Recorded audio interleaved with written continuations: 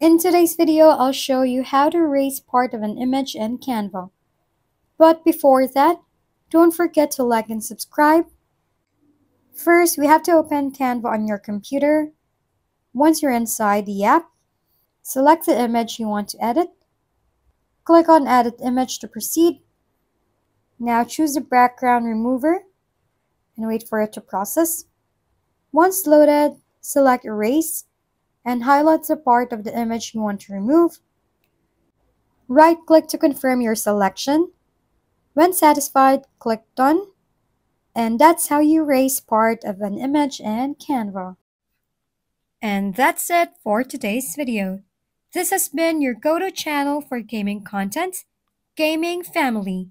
Don't forget to like, subscribe, and leave your comments below. See you on the next videos.